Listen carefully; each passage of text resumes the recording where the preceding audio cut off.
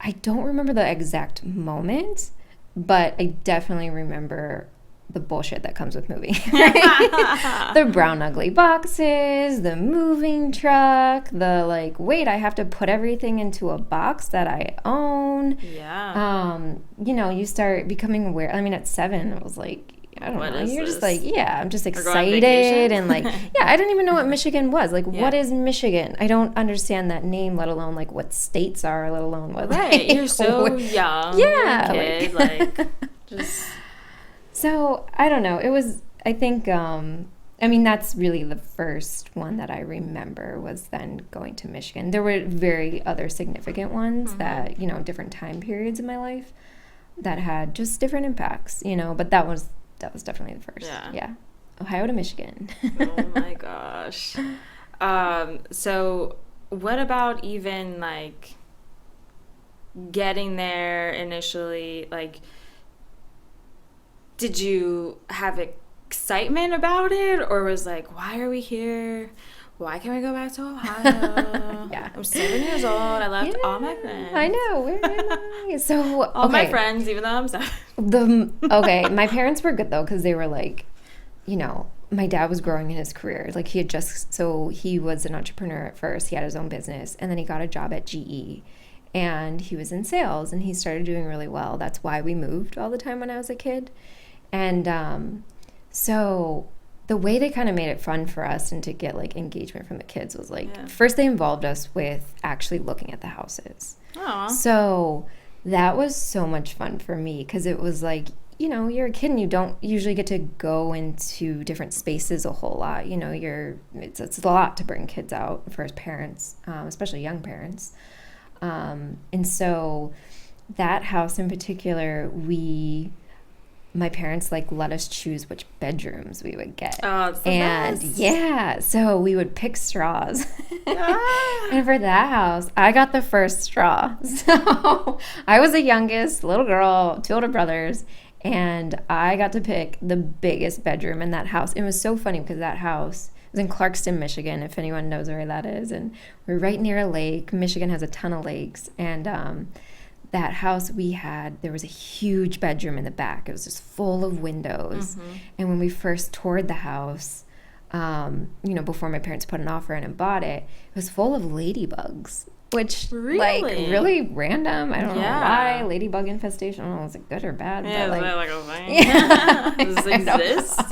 Is a miracle happening? Yeah, right. So good luck. Yeah, a bunch of good luck. Yeah, so I was like, oh, hell yeah, I'm picking the biggest room. So I was the smallest girl, and I had the biggest room in the house. So that was... How did Ian and Andy react? Oh, my God. This is bullshit. Oh. Oh, my God. Oh, of course. Yeah. Spoiled little girl.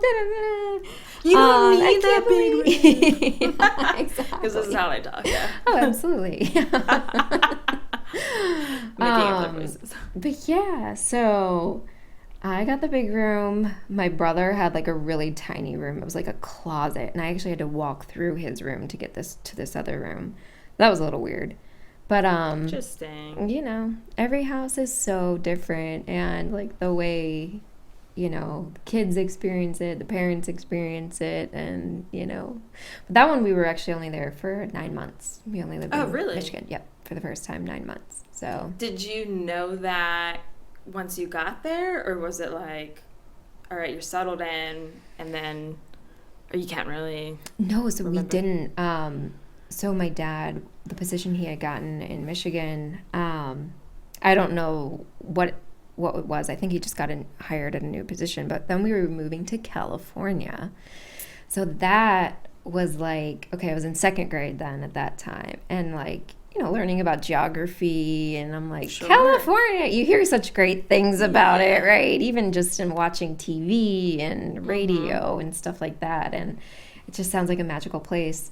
But like in my head, I couldn't like conceptually be like, oh, that's a really far way away. That seems really far from where we are right now. You're telling me we're going to the furthest, or not furthest part, but like opposite side, because you're not really in the quite exact of the middle of the country, but like kind of. And now you're going to like opposite end of the West Coast, almost.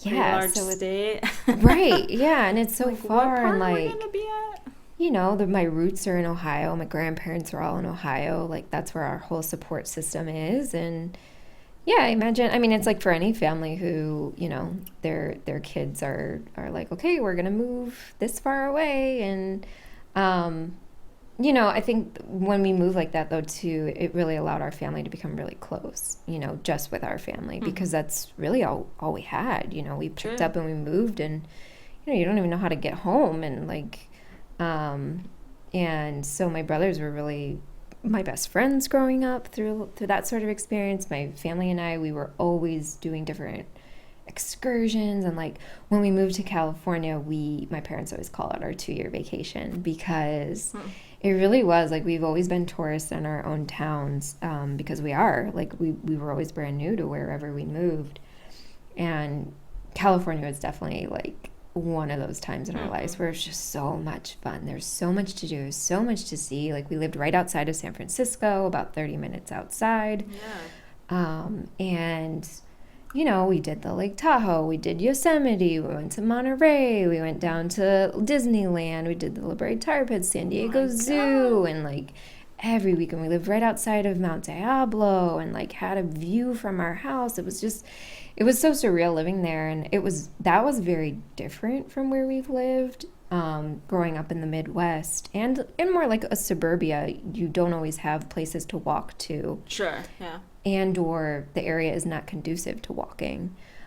California was the exact opposite. Like, it was really built and planned well for people to be walking because the weather's nice. You could be outside all the time. Exactly. I was going to say, like, the weather is gorgeous there. It's like you have to be outside. Like, you cannot stay in. Yeah, and even our schools were built around that way. Nice.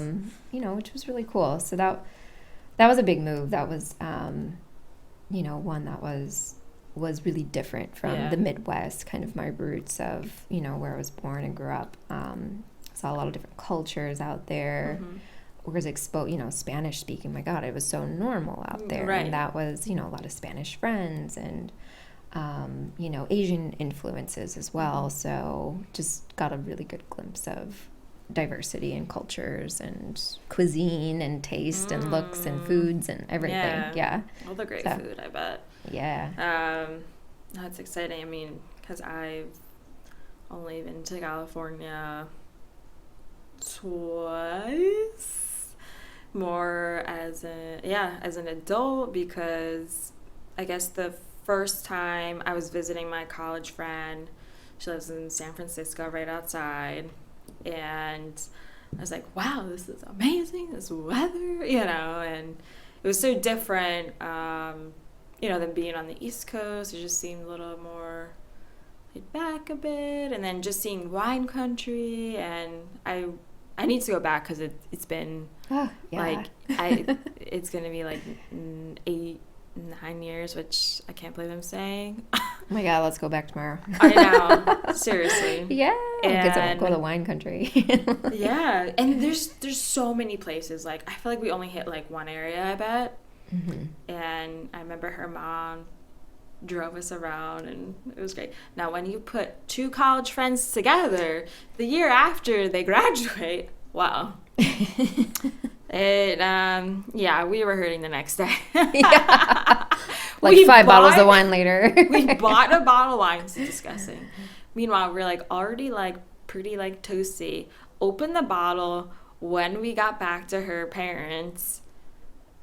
Split the bottle, then went out down the street. I don't know what the hell we were doing. Drinking wine. I felt horrible. I thought I was gonna barf in the parking lot of Muir Woods. Muir Woods, John Muir would be so proud. It was beautiful. Now, once I got going, it was fine. But did I barf? I didn't. But there's so many twists and turns to get there. Driving? Ha! Yeah. Oh my And then that's so cool you went there. I didn't know that. Yeah. Oh my God, I loved that place. Yeah. It was so cool. I went so cool. When I lived there, we went there as a field trip as kids, and one of my favorite field trips of all time. And we went to his house. All right, we're breaking because I want to tell you about my new coffee membership tiers that I'm offering to you amazing listeners. Yes, essentially a place for all exclusive content that will not be on my Instagram and Facebook. These tiers are going to offer you from sneak peeks of the next episode, uncut audio clips that won't be on the regular episodes, so we've got some juicy content there, and merch discounts. And that's just the beginning of this all, right? So check it out for yourself. You can go and find these 3 tiers when you click on my link tree in my Instagram bio at the Big Dane Podcast. Boom, click on that, and I'm making super easy for you because it's the first one on there, the coffee cup icon. See which one fits you the best. And we made candles. Like, it was a whole day field trip. And my mom was there, and like, it was, you know, I'm a big nature lover. Like, and love national parks. I love just parks in general, being outside, and so to be, I mean, to be in the place where, you know, the guy advocated spent his whole life, you know, dedicated to the parks and you know, advocated with Roosevelt to make the national parks a thing in our country, and it worked, and that was cool. That's cool. We got to be there. And then I'll just say real quick that it was 2017 when I was at my media job, and we were doing conference media, so I had to go out and like take pictures of our media. So it was like me and like my director that went out to San Diego. Whoa, San Diego. I'm like, wait, what month is it? I'm not joking. It was the first weekend in November. Sunny and 75. Sunny and 75. I thought, when can I move There are literally here? songs made about that. Yeah. There's actually a country song that I know. Joe Nichols, Sunny and 75. But I really thought, you know, it was just a weekend that I was there, and I really would like to go back for vacation to experience it a bit more because I didn't have enough time. yeah, it's a really special place. But so California, so you're there, 2nd grade, and then you were there for some time, and then you went back to Michigan. Yeah, right? So California, 2 years. So I was in 3rd and 4th grade there. And then we had a lovely family meeting again. This is how my parents decided to tell us. Family meeting. When serious things would happen, my parents would call for a family meeting, and we would sit down, and I remember them being like, well, we're gonna go back to Michigan. We're like, what? Okay. Like, it wasn't like, it's funny growing up and hearing now my parents' perspective now. Yeah. My dad was like, when we moved out there, he's like, dude, everything was so expensive. You know, a gallon of milk was like, went from, you know, $1.50, $2 to now $5 out there. And when you have 3 growing kids, and, you know, my mom, she did part-time work, but her job was mainly to take care of us as kids. And they knew it wasn't sustainable for our family, especially not having family at that for support. Not having almond milk back then. Yeah, no, almond milk. It was just milk. We had Midwestern appetites, so, you know, like, you eat like a cow, and, like, you know, we're growing. Strong bones. Yes. I'm good down. Yeah, so milk. We ended up going back to Michigan, and longest house I've ever lived in was 6 years, was Lake Orion, Michigan. Yes. Yeah, so that's Lake Orion. Largely where I feel at home. And that, I'm trying to remember because I like put this together for you on Etsy, but I think it was still more on the right hand side, no? Yeah. So like every Michigander. Okay, for those of you that don't know anything about Michigan, what you do is literally just lift your hand up right? And put it in front of your face, and your hand. So that is Michigan. Palm down. Right? Yeah. Right? Or I guess you could do palm Michigan up, is a mitten. But I do this way, yeah. Yeah, you just look at your hand. You can see your fingernails, yeah. Mm-hmm. And so that's one thing I learned about being in Michigan is people will be like, let me show you where I live, and they lift their hand up and then they point at it, and I'm like, oh, okay. Like, what is going on here? What is it? So dumb. But it works, right? Like I don't know. We don't have that in PA. We're not like, oh, look at my. Look at my two hands. This is there's Pittsburgh in my left hand. Here's Philly in my right hand. Like no, they're not that cool doesn't enough to happen. do that. Yeah. Wait, quick story. So, I think the first time that I had experienced that, we were in the Dominican Republic. Why do I remember this? Because this guy. You and your family? Yeah. Right. Okay. This guy looked like Bill Murray. Wasn't Bill Murray. And he was like, yeah, we're from Michigan. And he pulled his thumb out. He pulled up his hand. Yes. He's like, and we're like, he like curled his thumb. And I'm like, what are you doing with your thumb right now? In case you weren't like. And then he's like, yeah, we're like right there. He's like, just literally like, basically it's like Detroit, like right there. And I think that was the first experience I had. Otherwise, I don't know that I knew that. I mean, I was 14 then. So, okay. I mean, how many... You saw it, though. I saw it. But it's like, how many other people do you encounter? Only a Michigander. Yeah. So... Yeah, it's a really funny thing. Every state, I feel like, has its... It's like a vivid memory of this guy. That is so funny. It's so random. I know. Well, it's such a different way to like explain hibachi your home. restaurant. What? You know how they have like that in the all-inclusive, like different restaurants. I was like a Japanese, like we did hibachi for the first time. Like, so he's like making your fried rice, and he's like flinging. Oh well, he was a person on vacation. Oh, who was okay. a non-employee. Gotcha. Like, what do you call this man? A vacationer? Yeah. So yeah, that was hilarious. So yeah, I mean that's a lot of back and forth, and I mean it's a lot to, I think, process as a kid, and it's nice that you guys got close, because it's like, what else are you going to do? It's like, you have to get through it together. Yeah. Otherwise it's going to make it that much harder, in my opinion, Yeah, and I think, my brothers and I, we're all very unique individuals. My parents did a great job at raising, us to our individual selves. And, for me, I'm a little more outgoing. I make friends easily. My oldest brother, more timid, more shy. And then my middle brother's kind of in the middle. So it's like, it literally is like, I imagine, we all have very different experiences of what this was like. We all moved at different ages too. I think, middle school is really hard. That was a hard age. My hardest move, though, was from moving from Michigan, then back to Ohio. So I was 16.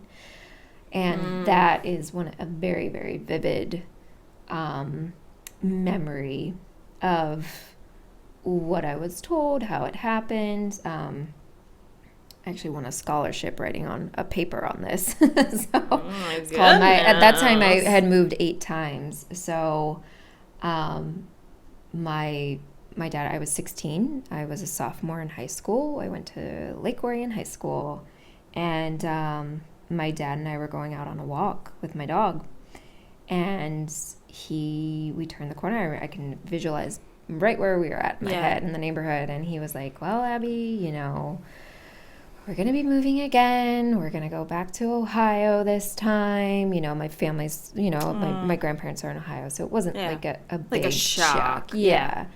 But, it was just one of those, like, oh man, like this is it again. Are you for real? Yeah, like like, is this the last time? Did you ask, like, is this the last time? Or, I'm sure you probably said that multiple times. Oh, yeah. I was like, Dad, come on. I think the feeling, I mean, I was, my parents will say, like, I was very, it was the worst time in my life. How could they do that to me? blah, blah, blah, you know. It's like you're a teenage. Yeah, of course. I'm a bitchy 16-year-old. Like yelling at my parents. Like, right. Bye! I mean, dude, we're raging with hormones. Like, what do you expect? Yeah. If I could go back in time, that's, Oh, I don't want to go back there. I mean, to not be so mean. No, yeah. Now I feel bad. Now I'm like, oh my God. Why did I do that?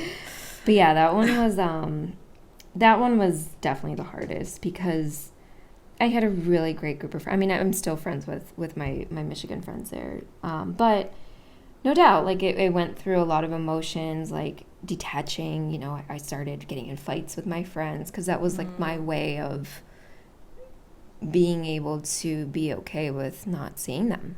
Yeah. You know, and I got some really, really bad, you know, some of my friends I didn't talk to for a couple years, and you know, like, you know, Shayna and Lauren and Kyle, all of them, like I didn't.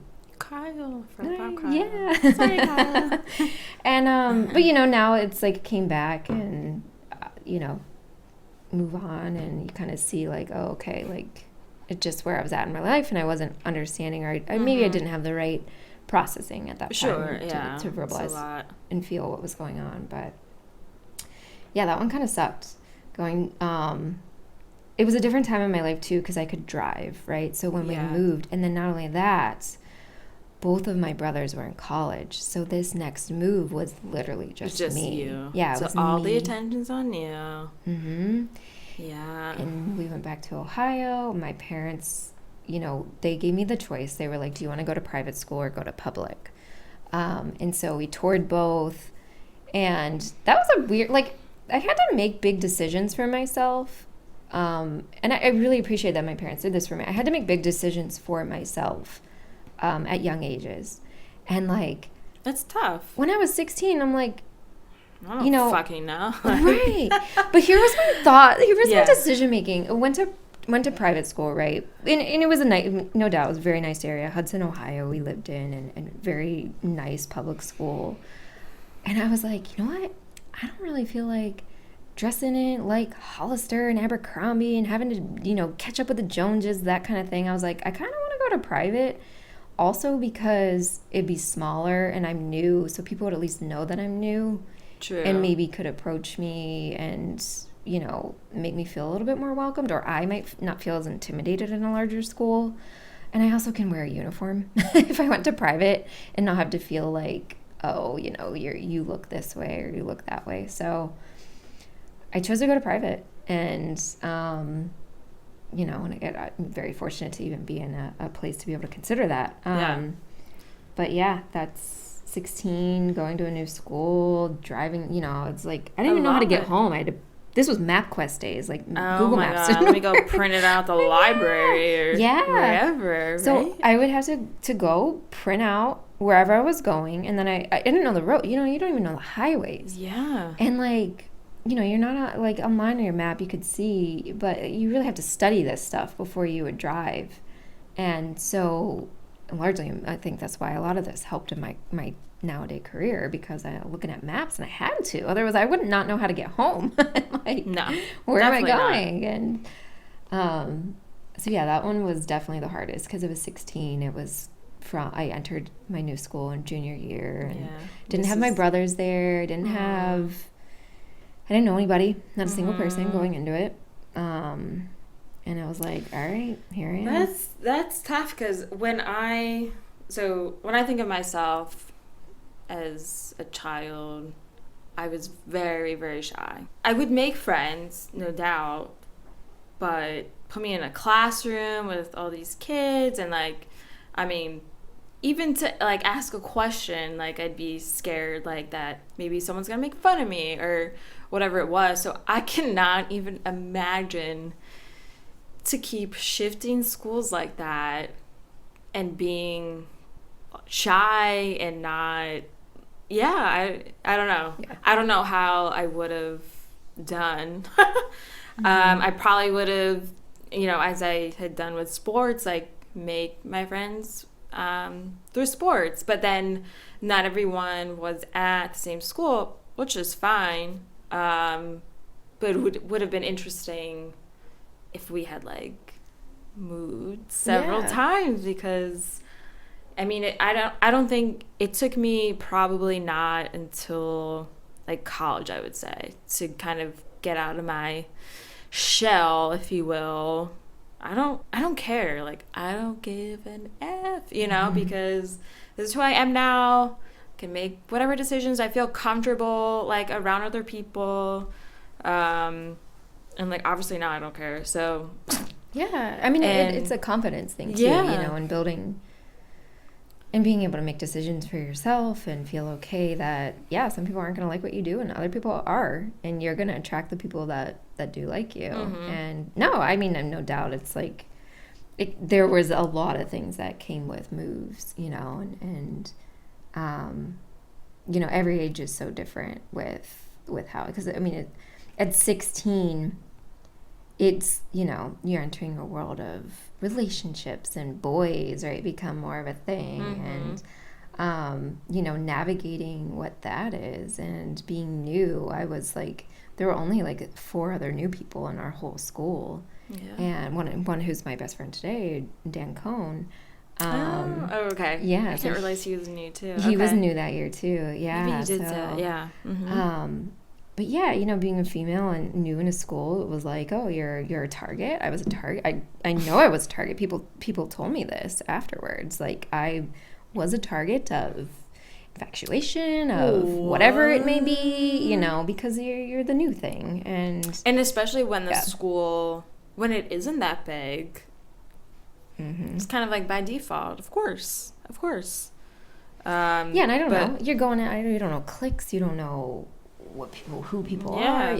So it's interesting. On the other side, now I remember why I think about this, I don't know, but from time to time I'll think about like, wow, I wonder where like so and so is these days. And like it will be like a new kid that had, you know, come to my elementary school in like 2nd grade and then like disappears. Like, what happens to these kids?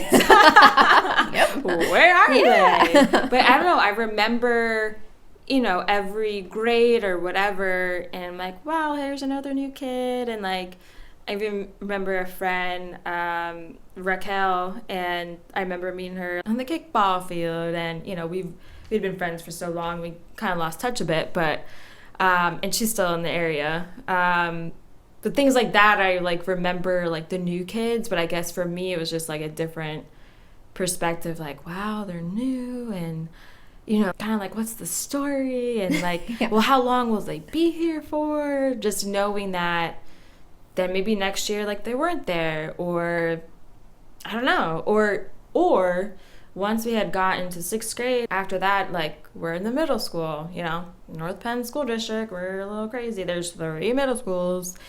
And some parents decide, like, okay, let's send them off to Lansdale Catholic.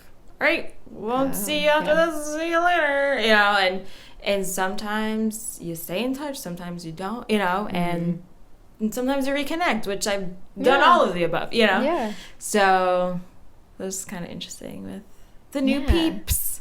Well, it is, because like your life experience, you were so rooted, right? Like your parents still live in the same house that you were born and raised in, and there's nothing wrong with it. There's a lot of great things about that, right? Yeah. But I think that, you know, you see it from the other side. There's people that pop in and pop out, and then, you know, some people stay a little longer, some people don't stay so long, and you know, it's 2 very different experiences here, so it's kind of cool to explore that. And we almost moved when I was 16, so it really didn't matter at this point because I was already at the high school, so it's like, okay, well, it doesn't matter. Like, I know, not that I know everyone, but just because there's too many people, but you went to like a college equivalent of high school, population wise. So instead of being North Wales, I remember looking at a house actually where Paige's mom lives now, or still lives rather. And I guess it's technically Lansdale, but it was just like it was a development, which you don't live in a development, it's just like a street. And And I remember going through the house, but I remember the wall going up the stairs, like the foundation, like wasn't right. And it just was like kind of curved. And there was like other things that like needed a lot of work. And after many places that my parents and, you know, Scott and I had looked at, everything needed a lot of work than what my parents had already put into the house that they lived. And the only reason why, well, I think one of the reasons why we were looking, because my grandma at the time, she was supposed to move in, and then we were going to do like an addition, and then she passed. So then we thought, well, should we move anyway, like for more space? And anyway, like nothing like worked out. So then we just stayed. My parents stayed at their house. They did their updates. And yeah, then I can't believe they're still there, but they're going to move soon. I know they are. I feel it soon. So they say. Yeah, so they say. At least my mom. Hey, sometimes my it dad will doesn't stay always there. make My sense. mom will move. Yeah. She's like, I'm ready. Yeah, she's ready to go. Aww. Well, enough about your whole circle of moving and all of that, pretty much as far as, you know, kid. And what about some of like our favorite places that we've moved to? So, and I know, you know, you and Scott bought your first home in King of Prussia, and then started to adventure out a little bit, and you know, did the whole buy rent.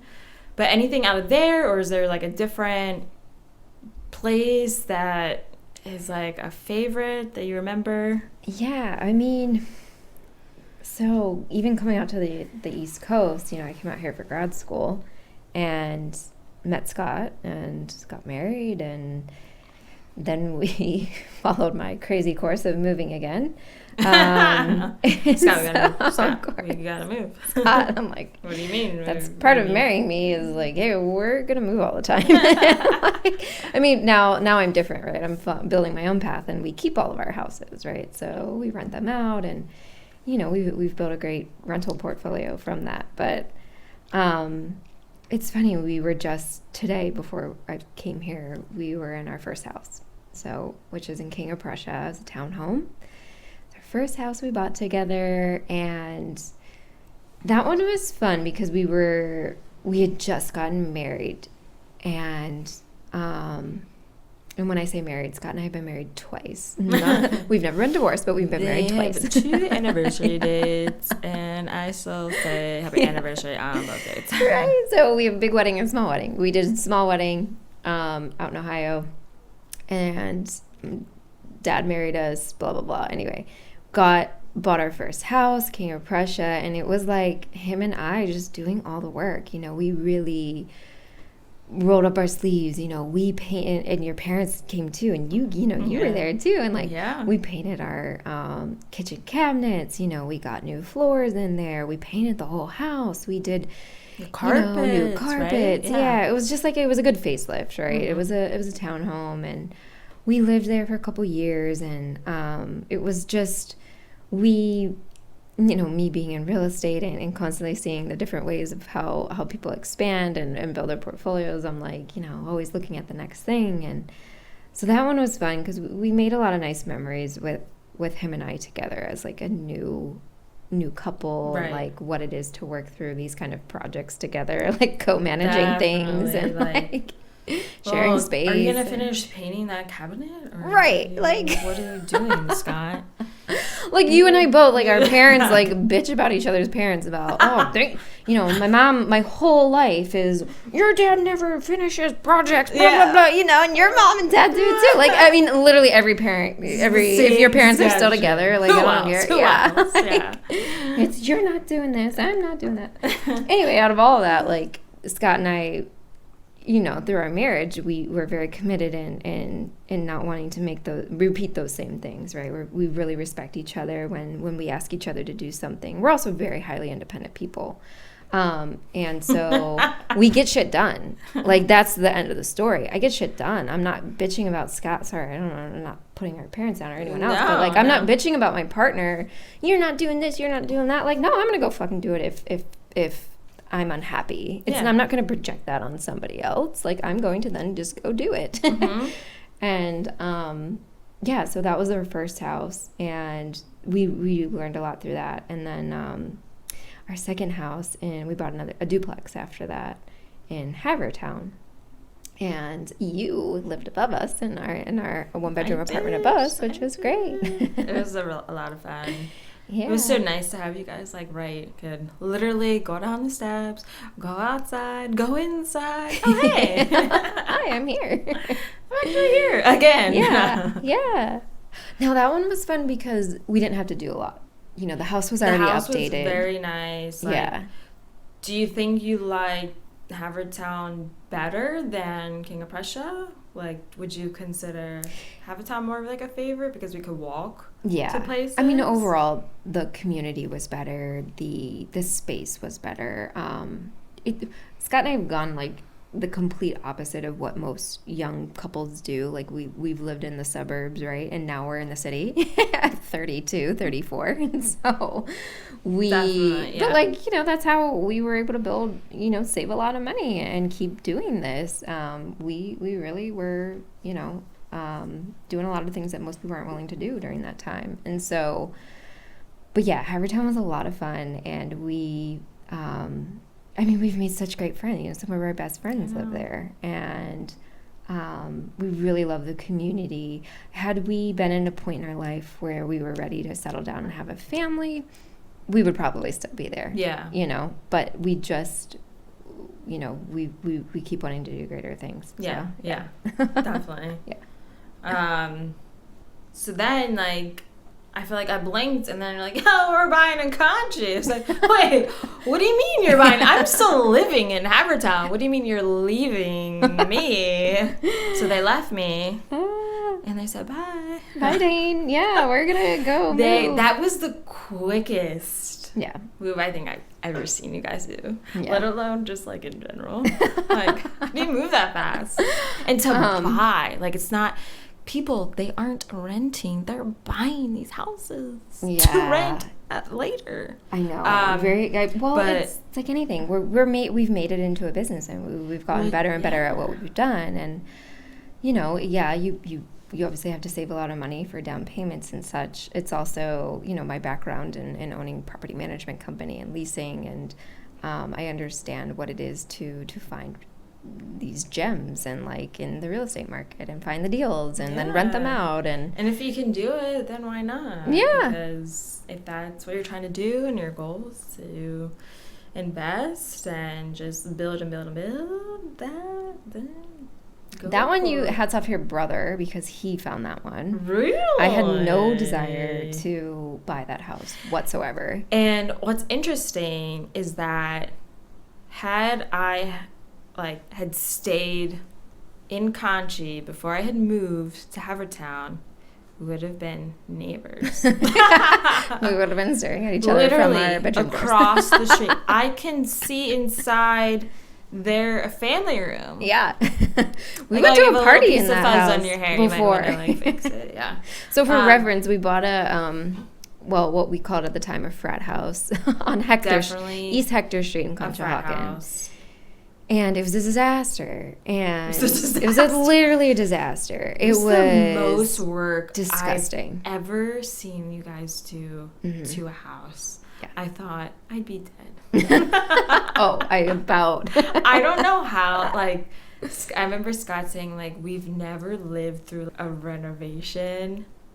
Here they are living through a renovation. Oh, yeah, don't. Well, we're still married, Check. So that's a good thing.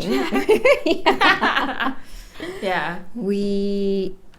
For those of you that have ever considered buying and flipping a home, or buying and renovating and, you know, renting it out and or living in it, my number one biggest recommendation is don't live in it while you're doing it. It tests every little ounce of you. I mean, because it's so invasive, right? So, like, even just waking up, you are covered in dust. I don't care I don't, you can clean your room. You can have a little air purifier. Like, now, this is speaking from firsthand experience. Yeah. You could have an air purifier in your house. You could, like, tape it off with, duct tape and plastic everywhere. And little fucking dust particles are going to get everywhere into your little space.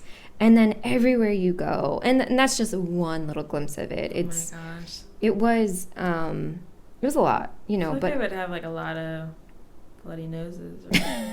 Heck, before you got here, I had a bloody nose. Oh, no. Yeah, so like, Dana did not blow my nose. Like, it's running because I was just walking outside. Oh, it's bleeding. Yeah. And we're not doing any renovations here. Can only imagine what dust would do. Ooh. Yeah. But no, I mean, it turned out so amazing. Yeah, it was a total transformation. And it's a different setup. I mean, because you walk in and there's one bedroom on the first floor. It's kind of stacked. Mm-hmm. And then like a random like space, like a storage space, right? And a bathroom. Yep, full bath. And then you would take the stairs all the way up, right?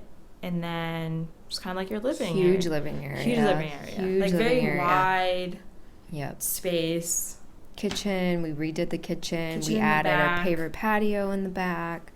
That was nice. I mean, it was... Yeah. I mean, you have to see the before and after, of these pictures. Like, Abby, you reach out to her, she'll show you. Yeah. That one was a fun project. Yeah. Because a lot of people in my industry will, either, sub it out, they'll hire a GC, they'll do the work. But, I mean, I'm a handy woman. I always say I'm a handy woman of the house, and I did a lot of the work. Like, I was the one ripping countertops out. I was the one... No doubt I had a lot of help. And I'm not going to downplay that, but, I really like to be hands-on and getting a little dirty. Show me. Oh, yeah, come alongside. Dude, I just figure it out. Like, there's no, like, I don't know. Yeah. Got it from my mom, just, like, who got sick of, my dad not doing things, right? I'll do it right now. Yeah, so she's like, all right, I'll do it. And so I'm like, okay, that's what you do. Like, you just figure it out. Yeah. Yeah. That was a big project. That was 1, 2. A lot of learning in that project. That was a big one. So out of the 3, what would be your favorite then? Out of like those 3, or a favorite overall? I like where we're at now. Yeah, I really do. I think we finally found. Yeah. So now we live in Northern Liberties in the city, Philadelphia, and we have a beautiful home. This was the first home where I've moved into and can actually just like focus on, I think what most people do is like, decorating, painting a wall, and like actually enjoying the community. And and so like walk to places. Yeah. And like, I've lived in Northern Liberties before about 9 years ago, and I live, in an apartment, different time in my life. And that was a lot of fun, but this is very different, more discretional income. We can do a lot more fun things, and like my office is a 5-minute walk away. I can walk to work. Some of our best friends live a walking distance, and so it's been a fun time. I'm enjoying where we're at now, and I think that this, no doubt our home's beautiful too. It's a walk-in closet. I got master huge, and maybe a rooftop. Yeah. So perhaps. It's fun. Yeah. I know. I would say I think I like where we are too now. I mean, granted, I lived here before, but I think I like where we live right now because a little more residential and, but yet like can still walk to literally everything, you know. But I would say probably like a favorite place when I had moved to do a study abroad in Spain, and was on the plane by myself, like, here we go, peace out, and that was like your first, that wasn't your first move, because your first move was college, right? First move was college, yeah. So I'm like, all right, I got this. I'm in Providence, Rhode Island. And then what year did you move? So that Spain. Was 2011. It was my junior year, and it was March. So because we were on trimesters, it wasn't like a January, unfortunately, because I thought, if I could have been there longer, would have been even like better. Yeah. And I remember getting there with all my luggage, my giant-ass suitcases, and going to be living here for, like, 2.5 months. And then you think, oh, my God. Like, where am I? Yeah. I'm alone, but I'm about to go live with strangers who speak Spanish. They barely know English. Yeah. It was totally out of your comfort zone. It wasn't a panic, but it was like a realization of like, you just stepped in to Seville, Spain. You're going to be here until the middle of May. Welcome. Yeah. Bienvenidos. Bienvenidos. You know? And I remember, like, lugging, like, once I took the taxi, I think it was arranged for someone to get me and then take me to my host family's flat. And I remember dragging up all, like, my 2 large suitcases. Oh, my God, yeah. And your 2 months worth of clothes. It set in there because I thought, oh my God, like, you know, you have to that's when you're starting to dive right in to the Spanish. Guys, I've taken Spanish before, but this, I mean. You're living Spanish. You are breathing it. Yeah. I was dreaming it. Yeah. That is no that's joke. Cool. I love that. I hear that a lot. I was dreaming in Spanish. That's so cool. And, you know, by the end, I thought, I'm getting so good at it. Yeah. But I'm like, I don't have any money, so I gotta get back. And I mean, I remember they required you to have a ticket back home to wherever you were going, so then, you know, the school wouldn't be responsible. But I really enjoyed it. I mean, it was so amazing, such a great experience. Oh God, yeah. My life. I mean, to be in Spain, to just learn Spanish, because it wasn't, you know, like other schools, like, oh, I'm going to go take English and science and, you know, these nonsense classes. No. We went to a language school, and you learned the language. You know? Because my school, Johnson & Wales, wanted you to learn the language, be immersed. Mm-hmm. And I'm really thankful that they only had one living, like, plan set up to just, your only option is to live with a host family. There isn't any other option. I love that, yeah. Whereas, like, another friend, like, she went to Westchester, but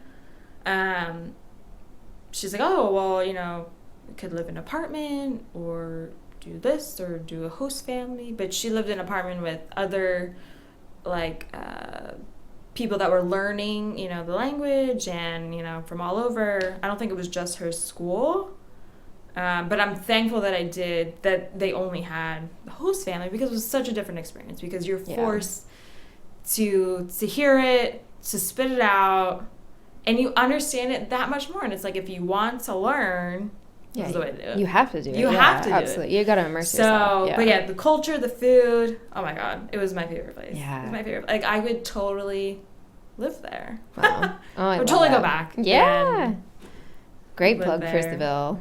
Yeah. Dana's taking applications. I mean, I could, yeah. I'm actually a travel agent now. Yeah. But I still remember, like, the streets and where things are at. And, you know, because it's not, like, a huge city, you know, where you know where things are. And it's the southernmost point, and... Yeah, it's so, like, ingrained in your brain, too, when you move somewhere like that. Yeah. Because that's, like, totally And I immersive. had a map. Yo, maps do something to your brain. I'm like, all right, I think I'm here, and here we go.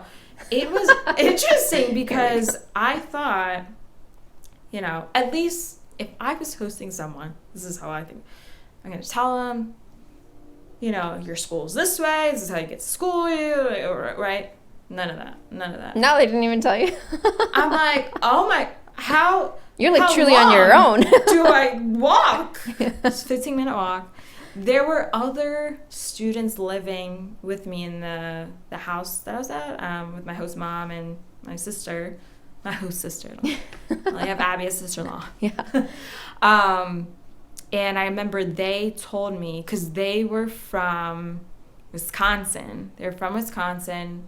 They were there a little bit before me. Oh, cool. And they were speaking Spanish, so it's funny because, like, I couldn't tell. I was like, are you American? You look American. You kind of, you have freckles. You're acting American.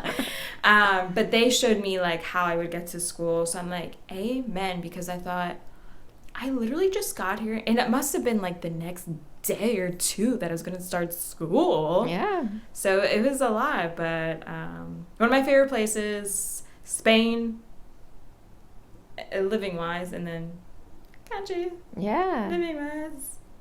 Well, and that experience is yeah. a totally different experience. Totally different experience, when you are going to a totally new culture like that. I think that's one of my biggest regrets in life in general is not studying abroad. Really? I was so focused. Scott didn't school. either. Yeah, I'm like, what is that? Yeah. We were so focused in our like I graduated college program. Early. Right, I was like, I need to do college early. You know, my God! Yeah, I was didn't realize nut. that. Yeah, and so I wasn't taking advantage of all these other experiences. So anyone out there, just study abroad. Make yourself uncomfortable. Go somewhere else. Seriously, like put yourself out there and learn something different. Because I mean, you relate to. I mean, here I am, the new girl, my whole life, right? When you can put yourself out there like that and be the new person and be the outsider, you really get a different perspective when you come back. Definitely. And you say, wow, okay. Look what I did. Look what I accomplished. I was able to do all of these things. Yeah. And I'm still standing. And you know what? And you can walk up to someone else who may be new and understand their perspective and make them feel welcomed. And that, I think, is what's so important in connection and human connectivity and like building community and what we're missing in our culture. So get yourself out of there. Get out. Get out. Be uncomfortable. Be the only white person somewhere, or be the only like person of your type somewhere, and then for sure. And then go back and be like, you know what? Someone else looks a little odd. I'm gonna go up to them and welcome them. Mm-hmm. Yeah. So now that we kind of talked about like our favorite places where we moved, what about just a couple of things that we don't like about moving? Oh my God. I hate packing. I hate it. Even though I label the box, I still don't know where anything is. Because then I'll randomly put like a pencil in the kitchen box, or like, well, where did that pencil go? When then you like think you packed something in one box and you're like, yes, that's where it all is, and then you open it and you're like, there. And then you're immediately like, someone stole it. Someone stole this shit. And you're like, nope, no one actually stole it. Your brain just sucks at organizing and you don't have a good memory. I'm not joking. Since we moved here to Conching, this was September of 2019, I could not find this red canvas bag. It's just like open. It was like this large bag, and if I'm going somewhere for the night or like when my parents, whatever, a beach bag or whoever, and I was like, where is this bag? And along the way, I somehow acquired a smaller version of this bag. From Why? So you have two of these bags, I know. Okay. It's the exact you same really bag, like this bag, apparently. but different branding. So like the large bag has branding from this internship, not even an internship that I applied to, that I interviewed for, that I didn't get, but somehow I got a bag. Really wanted you to remember by the bag. Not the bag. Okay. This is the bag I cannot find. The other bag I had acquired from a vendor when I was in media. So I'm like, all right, well, I have the small bag, but the small bag isn't enough for other stuff. We went camping. I was taking out the sleeping bag. What was underneath? The red bag. Your childhood sleeping bag. My childhood sleeping bag. Rolled in this bag, because apparently... What appeared out of the bin. And it wasn't like a clear bin where you could see like, oh, something's like, coming out of the sleeping bag. It could be a bag. No, it was a solid bin, a solid green 20 years container. old and crusty. And I thought, are you serious? This is where it has been? Well, obviously I don't need it. I should just donate it now. Yep. Should just donate it. I did bring it upstairs though. I should get rid of it. Yeah, I'll get rid of it. I think that's the moral of the story. If you can't find with something, moving, then just forget it. That's it. That's done. You don't need as much shit as you think you do. Like, seriously. No. We are the biggest consumers in the world. Like, What in the world. Stop. So when we had moved together to Havertown, because we had all three of our shit, I don't know if you had seen this before where you take labeling stickers and put it on, all right, well, Dana's this color. This is Dana's color. This is Dana's stuff, right? It made life so much easier to unpack out of the truck.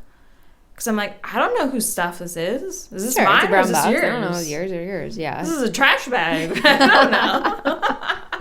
But that was something that I had learned from you because I never thought of that. Yeah. It's so, like, every move is so, well, I've done a lot of different types of moves, but, like, biggest annoyances. I mean, number one, like, boxes suck. Like, literally going through every single goddamn physical thing you have in your life and putting it into a box is, like, really tedious. And it's this there's, like, a mix of, like, okay, it's a really annoying physical work, but it's also, like, you're, like, this, like, guilt. You're, like, beating yourself up. Like, why do I have this? Like, why am I collecting this shit? Do I really have all these boxes? Right. This is still mine? Yeah. So mine, like, we always do, Scott and I, like, actually don't have that much stuff because we're constantly purging. Which is good. Yeah, we do. I mean, hey, Marie Kondo, like, exists for a reason. It's a lot more than just her show. Like, there's real psychological things behind, like, the existence of her practice. And so there is something about touching every little thing that you own and then categorizing it. Mm-hmm. That is what we do. It's, okay, are we going to pack it? Are we going to donate it, or are we going to throw it away? Yes. And those were our three categories. Every move, I got a little bit more specific with, like, donations because I didn't want to just go to Goodwill. Like, I really wanted to be more meaningful about where we were putting things and not, I think because that goes through the whole cycle of buying versus giving away. If it's so easy to just give away to Goodwill, why am I buying it in the first place? So that was a couple moves ago that really impacted my decision making with physical things and buying. But anyway, that's a whole other topic we can get into. Yeah. But yeah, one is just categorizing. Categorizing, labeling. Label every goddamn thing you put in the box. Seriously, like, it is so, like, I know it's annoying, but, like, label. Label. Like, you have to, because how are you going to find anything? Yeah. I think what's hard is, like, all right, well, you're unpacking. Well, where do I put it all? Because I think because there's so much, it's hard to visualize, at least for me, to, well, yeah, I definitely want this here. I definitely want that there. And I think you'll unpack it, you'll put it there, but then maybe later you'll, in the next couple weeks, once everything is unpacked and is in somewhat of a place, that you'll probably rearrange a little bit to figure out the best place. Otherwise, you're going to live in boxes for months. And are rearranging things for your whole life. Yeah. Because, like, things like the kitchen. It's like, all right, well, I walk into the kitchen. Where would I go get a coffee mug? Should we set up the coffee pot underneath the coffee mug cabinet? Yes. Yeah. There you go. Yes. Things like that where you have to, like, actually, like, strategize. How are we putting this away? You can't just put it away. Yeah. You can just... Oh, my God. It's like a whole... Oh, that's what I hate. Like, trying to... is just because you're so tapped out, you're so tired of doing all that, and you want everything away, but it is. And I think that's where sometimes it really helps to have friends and family come in and get a different perspective, like, hey, because you're drained, you're done, and you need that little bit of extra life to be like, hey, I think this was the most common spot to put your silverware. And this is the most. And you put it there, and you figure it out after you live in this space. Because spaces change, you know. You live in it, and it's a different feel, and you get into the flow of your routines, and you always tweak routines, right? So then sometimes that's tweaking the physical things in your space, too. So, for sure, yeah. Yeah. I like it. Yeah. Well, I think we covered so much in this episode. Thank you so much for joining me today and talking about all your experiences in moving and, you know, things that we enjoy with moving, things that we don't like, our favorite places. But all that being said, where can some of my listeners find you if they want to hear more about your stories, if they have real estate questions or trying to find a new home or rent? Okay. Well, if y'all are thinking of going into the endeavor of moving, yes. I mean, there's a couple different ways. One, you can Google my name, Abby, Abby, Trimborn. I will come up as a Google page. My Long and Foster and Philly Property Group, Christie's International will all come up. I have my company, phillypropertygroup.com. Website's there, Facebook or LinkedIn. All the information's right there. Again, just search my name, plug it in a box on and Google Instagram, Chrome. right? Instagram too. Yep. Okay.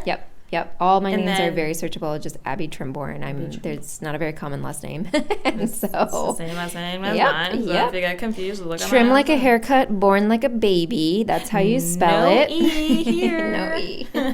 Forget the E. Yeah, Google Fabulous. me, and you'll find my cell phone. Call me.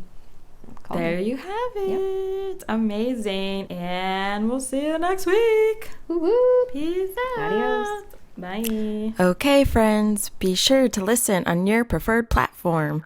Go to my Instagram or Facebook at the Big Dane Podcast and tap on the link tree within my account to find your favorite way to listen. If you truly enjoyed it, stay on the link tree and tap on leave a review. And you'll notice this Linktree has other exciting areas to check out, like the coffee memberships that I spoke about with all exclusive content. A merch section is there because, yes, I have merch waiting for you. And of course, feel free to contact me with any feedback or other topics of interest, which you'll see is the last section of the Linktree platform. All right, see you next week.